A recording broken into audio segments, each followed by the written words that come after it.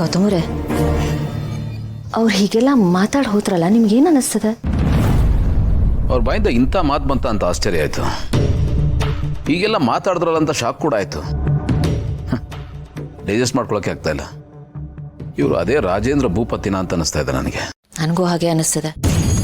ಅವ್ರು ಈ ಮಟ್ಟಕ್ಕೆ ಬದಲಾಗ್ತಾರೆ ಅಂತ ನಾನು ಕನಸು ಮನಸ್ಸಲ್ಲೂ ಅಂದ್ಕೊಂಡಿರಲಿಲ್ಲ. ಅರ್ಗಿಸ್ಕೊಳಕ್ಕೆ ಆಗ್ತಿಲ್ಲ ನನಗೆ. It's A miracle. ಇದ್ದಕ್ಕಿದ್ದಾಗೆ ಇಷ್ಟೊಂದು ಬದಲಾವಣೆ ಆಗೋದಕ್ಕೆ ಹೇಗೆ ಸಾಧ್ಯ? ಒಂದು ವೇಳೆ ನಿಜ ಆಗಿದ್ರೆ ನಿಜವಲ್ಲೂ ತುಂಬ ಒಳ್ಳೆ ವಿಚಾರ. ಬಾವರೆ, ಎಂತ ಒಳ್ಳೇದು ಇಲ್ಲ.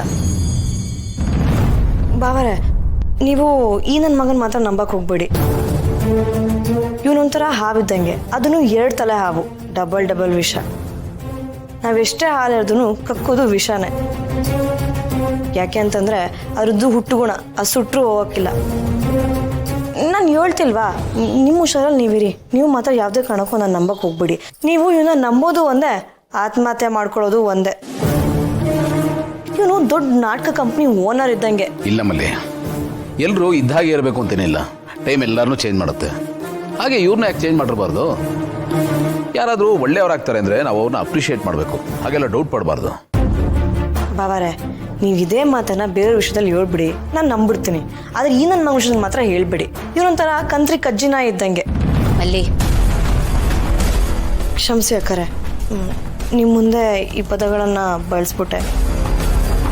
ಆದರೆ ಏನು ಮಾಡಲಿ, ನಂಗೆ ಅವ್ನು ನೋಡಿದ್ರೆ ಮೈಯೆಲ್ಲ ಉರಿಯುತ್ತೆ. ಅವನ ಹೆಸರು ಕೇಳಿದ್ರೆ ಸಾಕು, ಕಂಬಳಿ ಒಳಗೆ ಮೈ ಮೇಲೆ ಬಿಟ್ಟಂಗೆ ಆಗತ್ತೆ. ನಂಗೆ ಅವನ ಮೇಲೆ ಒಳ್ಳೆ ಭಾವನೆನೇ ಇಲ್ಲ ಅಕ್ಕಾರೆ.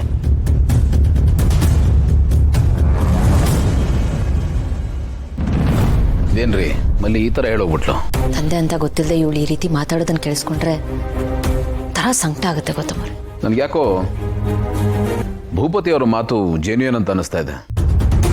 ಅವ್ರು ಏನೇ ಇದ್ರು ನೇರ ಅವ್ರಿಗೆ ಡ್ರಾಮಾ ಮಾಡೋ ಅವಶ್ಯಕತೆ ಇಲ್ಲ. ಆರ್ ಯು ಶೋರ್ ಅವ್ರು ಬದಲಾಗಿದ್ದಾರೆ?